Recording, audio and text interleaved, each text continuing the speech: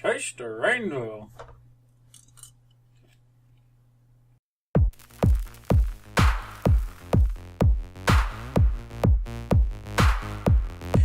Hey there, this is your pal Pallie, and welcome back to Overrated. This is episode number 17, and this week we're going to do a deep dive. It's going to been a while since I've done a deep dive, but we're going to check out a hunter perspective on Siegecrafter Heroic doing the conveyor belt. Woo! Fun stuff.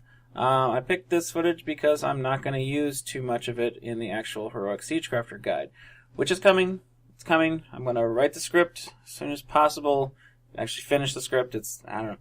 I've been a little blocked on it. Sorry. But it'll be coming. But anyway, this footage is actually of me doing the conveyor belt, which really isn't interesting for a guide because it's just sort of one piece of the fight. But a lot of hunters sort of argue and try to figure out the most optimal way to do this. This is 25-man heroic, of course, so I've got extra people with me and all that jazz, but some of the tips here apply to 10-man heroic, in which many hunters are asked to solo this, or at least mostly solo the belt.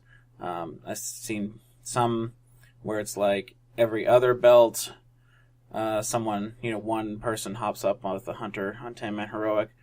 But anywho, 25-man heroic, we got 4 to 5 people per belt, 2 of which, at least in this footage, were hunters. On the kill, I think we had 3 hunters and a monk, and then a switch person, a rogue, and a warrior coming in to help. But anywho, whatever your strategy is, hunters and monks are classes that can go to every single belt because of a little trick that you'll see in a minute. But anywho, let's check me out and roll into watching me do this fight. So, I got the pre-pot, and notice I don't have a pet. That's because pets are very, very weird in this encounter. Here's the first tip. You jump in the pipe. If you summon your pet right there, it won't bug out. I'll talk about the pet thing in a moment, but anywho, first weapon is pretty simple. Everyone's got a pre-pot, everyone's got heroism. There's no need to bust out everything, even though I did. But whatever. I was trying to get as many usage as of cooldowns and such. So you notice I did disengage back. I summoned my pet immediately and dismissed him immediately. That's part of the bug. If you do what I'm about to do here, which is the hunter trick, or one of the hunter tricks to getting on every assembly line, your pet bugs out. So as you can see, I go up the pipe, I jump, yay, disengage! That's the trick. That's how you do it. That's how you get up on every pipe. There is another way to do it. I'll get to that in a second when we're at a little bit of a down portion.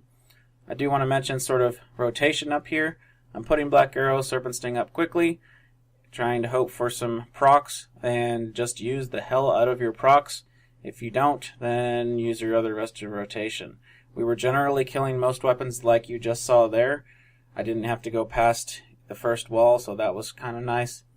But if you do, you will get used to going through the little maze of things up there. The lasers do move, but they move in a predictable right to left pattern, so not a big deal. What else is up? Cooldown wise, as you see, I did use Fervor. I am using Fervor for this fight. It's really nice because it's up on every single belt, because they're spaced out about 30 some seconds. Just natural choice for a talent. Dire Beast would also work out, but people have sometimes reported that the Dire Beasts themselves get really weird with the actual things. Anywho, this real quick, assembly line number 4. If you have to run through the fire, use deterrence, because it does absolutely nothing to you when you deterrence. So save deterrence for those pipes where you have to do exactly that. Back to Dire Beast. Again, some people reported there was some weirdness with the actual Dire Beast animals. Maybe they fixed it. Who knows? Anywho, I just went with Fervor because I'm actually used to using Fervor. Anyway. Alright. So this is a weird pipe. When you disengage back, the blades are coming at you, and I actually changed my strategy a bit.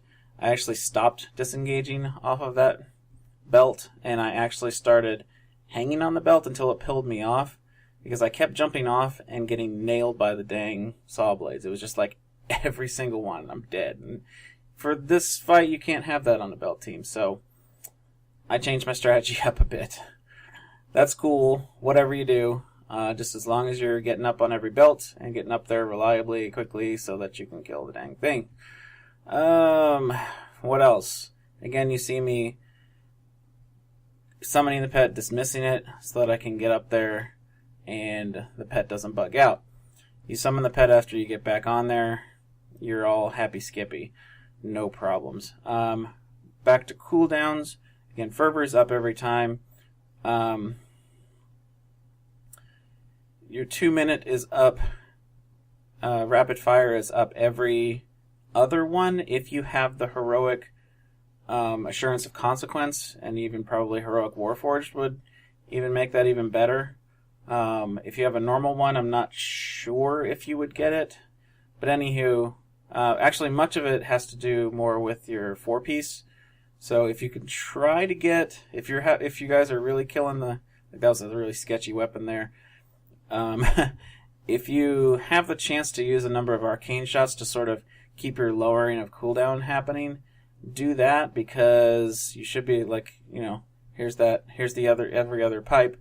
I've got rapid fire up yet again, so that's cool. Note you can also target the weapon pretty far up the pipe, which sort of makes ranged better for this job in general. Although rogues are pretty ridiculous with their cooldowns of this. They just sort of sit there and laugh at the fire lines. It's just like, oh, come on, I don't have any of that. So there is also a slight trick. If you can disengage exactly when the laser comes to pull you off, you can actually stay on the belt. And that's pretty interesting, pretty fun to do.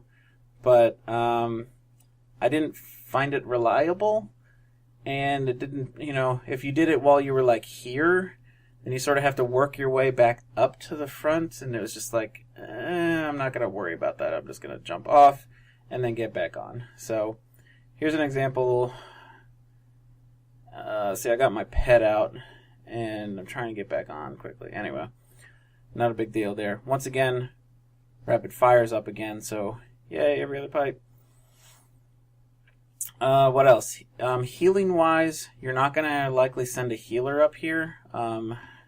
This is actually footage from not a kill, from an attempt, but it is footage of all 12 belts, so I wanted to use that. I didn't actually have the frapsing of the kill because I was trying to stream at the time and didn't think we were going to get it that night.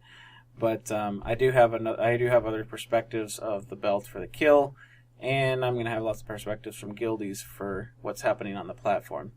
Anywho, we're getting down to the end of the actual assembly lines. There are 12. After 12, there's actually a 13th that happens that has like automatic kill weapons. So after the 13th belt goes through, that's the enrage and you all die. So you'll see us all die to other stuff here in a minute. But any more tips? Let's see. There is a couple ways to, there's another trick apparently. If you can jump in the pipe and it rejects you, you can actually disengage if you're turned the right way, and it will shoot you onto the belt. I didn't, again, try that. It seemed kind of risky, and I was coming into this team where they sort of had this established and they'd been working on it a while, so I really didn't want to experiment. I just wanted to do something reliable. In fact, I did a lot of clicking in this because it was like I just want to do that and make sure I get everything correct. I've actually worked a bit on my clicking and all those habits and whatnot, but not on this fight. I will click just to make sure I get this stuff done every time. What else? A lot of hunters report that Beast Mastery is good for this, but again, you have to worry about the pipe itself. Like right here, I'm going to lose my pet because I didn't get a chance to dismiss it. So it's just going to sit out there. There's some ways that you can like send your pet off to the boss so it despawns and some tricks like that. As survival, my pet's DPS is like 15%, so it's not a huge deal if I don't get my pet. We were killing the weapons pretty reliably, but whatever. This is the 12th belt. Yay, I come back and I get nailed by a missile. And then the boss comes and punches me in the face. Woo, yay! And here you can see the boss. We had the boss to 10%. Or actually, yeah, there's the boss. It was not the boss. It was a shredder that killed me. But anywho, this was a wipe attempt, like I said. When we buckled down on this fight and actually 4-healed it instead of 5, like we were all along, the first night that we did that, we downed it. There's a lot of like spike damage on tanks, and then like spike damage to the raid on certain phases, the magnetic crush and whatnot. And I'm getting ahead of myself for the guide, which will be coming. I'll be getting it, I promise. But 4-healing it sort of just was like, oh yeah, okay. It was when we did it, like we came up off the belt. I probably hit the boss like 3 or 4 times, and he fell over. I was like, what? Hey, we didn't get to do anything. But, so, that was neat. Anywho, what other tips do hunters have for this? For Beast Mastery, it's really nice if you have the trinket, of course, because you can get your Bestial Wrath cooldown to match the belts as well. Have it up there every time. What else is there? There's lots of fun sort of guides that'll tell you if you're trying to solo it, like pop this cooldown at this point, this cooldown at this point, all that other jazz. So there is another trick that I didn't use in this fight, mainly because I wasn't too worried about DPS. I was more worried about getting on and getting off the belt and everything. But for hunters that are trying to solo this exclusively, this is probably a good trick to use, which is have 3 different pets of the same type, or, you know, even 3 different pets, and use their rabid cooldown individually on each belt. So you, in other words, call one pet for the first belt, call a second one for the second belt, call the third one, and each time you'll be able to use rabid because it doesn't reset per it resets per pet.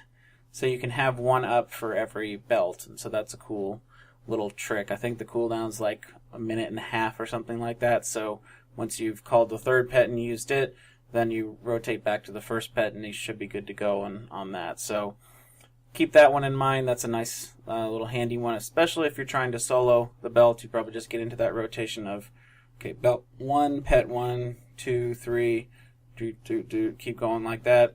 Weave in your other cooldowns and all that other jazz. So that's a pretty interesting tip. I think that's about it in terms of tips and whatnot. If I think of any along the rest of this time, I'll pop them in here, or if anyone has tips, post them below. Again, I was survival. A lot of people like to do Beast Mastery for this fight. In the end, it's about getting your belt team to sort of reliably do it every time and have no one die, have no one accidentally walk off the pipe, which, yes, I did quite a few times. Maybe not quite a few times, but it happens. Other people, like, sometimes a magnetic crush comes when you're just about to disengage. Oh, crap, and you're disengaged, like, into the side of the platform and fall to your death.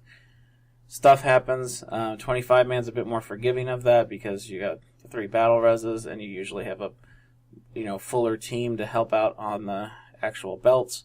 Again, once we got everyone up there and sort of reliably happened, it just happened. It just clicked. Everyone was in the zone, and bam, the stuff happened on the platform. Good. There's a lot happening on the platform. Again, you'll see that in the guide and whatnot. But anywho, there is Siegecrafter Heroic Hunter perspective for the belts, which are fun. Actually, it's an interesting mechanic. I actually got the chance to do this on PTR originally. I was there for the normal mode. I was there for like 25-man normal mode. I was there for 10-man heroic PTR testing. So I got to sort of test out the whole, oh, the lasers are moving. Oh, crap. I sort of got to test that out too. So I got to see that for a couple waves. So I've been doing the belts for quite a long time.